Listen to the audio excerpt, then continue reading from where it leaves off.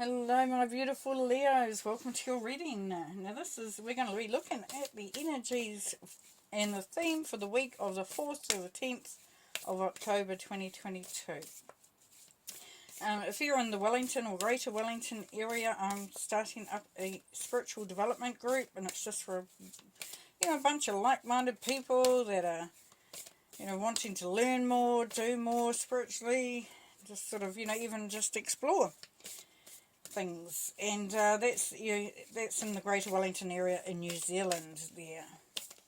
You can find out everything about that on the events page on my website at theclearingheart.co.nz, and just keep an eye out every now and then, because I will be putting more stuff up there.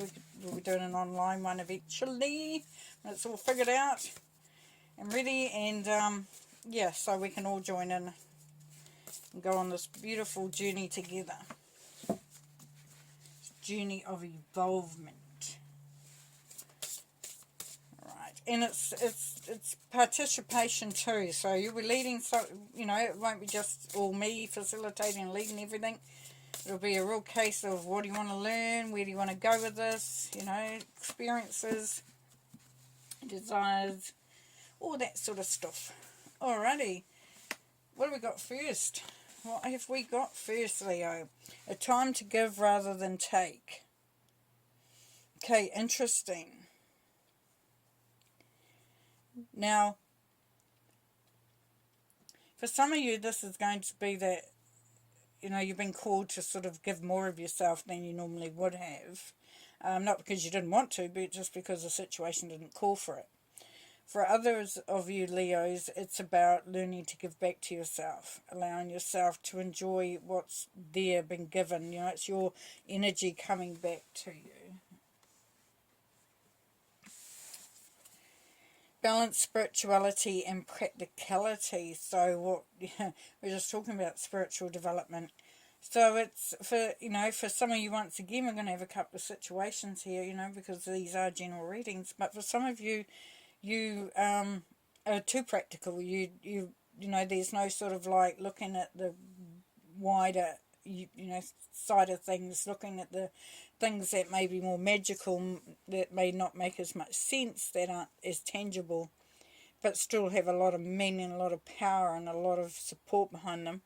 For others of you, you're too far maybe that direction where you might have given away a lot of accountability, a lot of responsibility, because it's all in the stars. Spirit will take care of it. And that's a great way to think. But sometimes, Spirit says, okay, I'll give you an example. Easy that way sometimes for me. Okay, you say, I'm going to do such and such, and it's going to be great. And your guardians go, sure, yeah, we'll support you, we'll be there 100%. And you think to yourself, yeah, it's all going to fall into place because I've put it out there and I've given it to my guardians. I've put it out to Spirit. Then you don't do anything. You don't do anything to make it happen. You just sit back. Then, and even a situation will come up and you don't take the most of it. So, sorry about the long-winded thing here, but I think it's important. And so then Spirit goes, right, we're stepping back, because obviously you don't want it. Obviously you were just saying it, you weren't actually doing it. So they will step back. So it's all about doing, you can want something and believing that it will be supplied by Spirit, and also then doing the work towards that as well. Okay. Then we have Hex, be still and allow the enemy to reveal themselves. So if you do what you need to do for the situation or for people, and you know how sometimes you do stuff in it and you don't get back anything in return, or it doesn't go right, or people look at them and going, oh, how amazing they are, and you're thinking, what the hell, I just did all of that.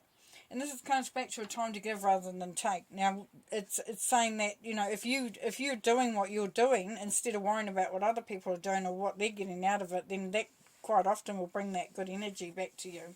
Serendipity, emerge with the flow. Yes, it's a 3, so it's a goddess energy. Manifestation, being part of that alchemy of creating things, of making things work. Yeah, interesting reading, Leo.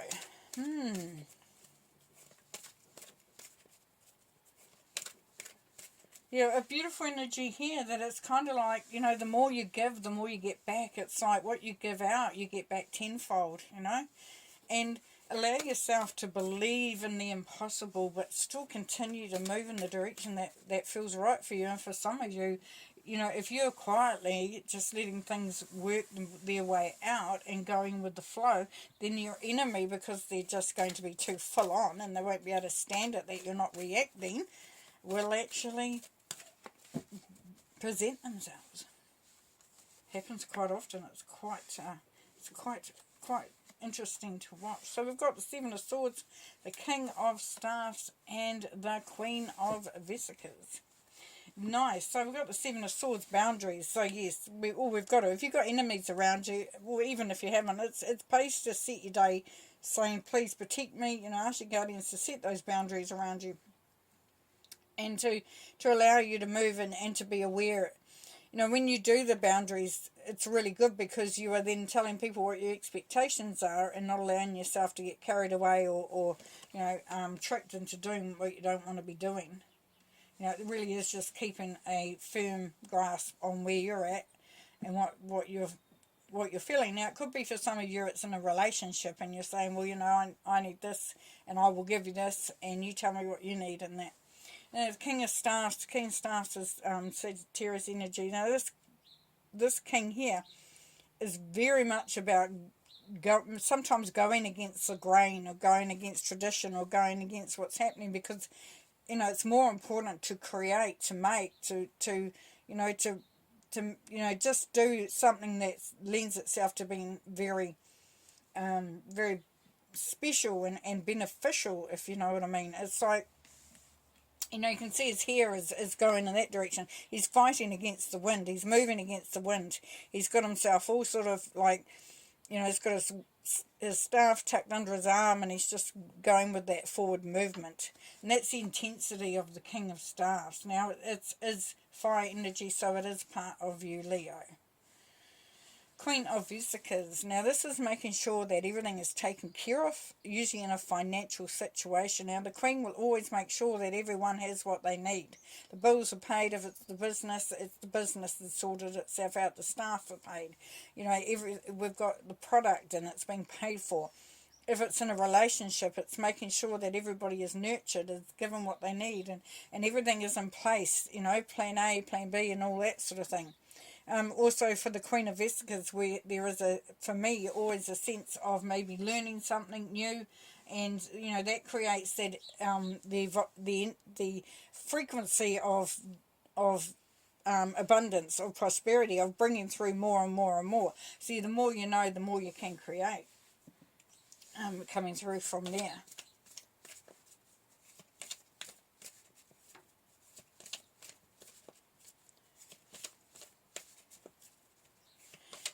If it's someone around you, then it's someone that's very supportive, very generous, is helping you to do what you need to do. There could be, you know, help. It could be help financially for some.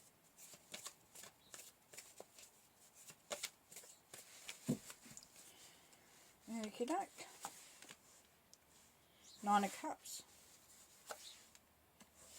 Ten of Swords. Queen of Wands. And the Queen of Cups. Beautiful. You've got three queens and a king. Nice. So you've got a lot of supportive people around you, a lot of strong energies around you, a lot to fall back on. Now here we have the Nine of Cups. So this is celebration, and it's set a time to give rather than take. So, you know, maybe put that party on and invite people and say, hey, I'm just here saying I appreciate you and I'm really, you know, happy.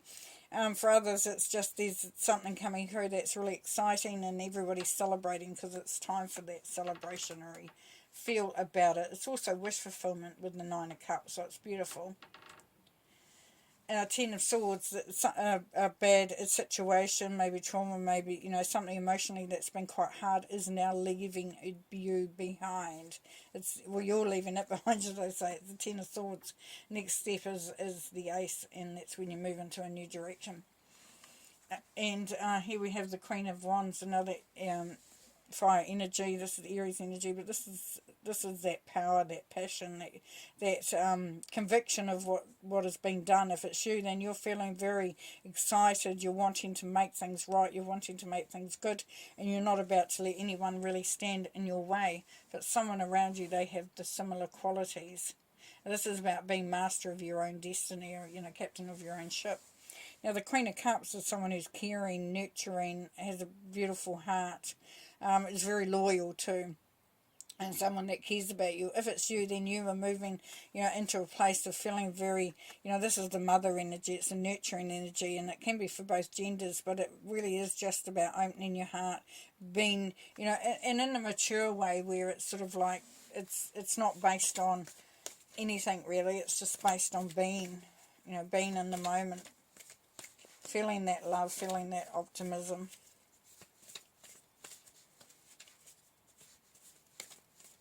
Feeling balanced emotionally there.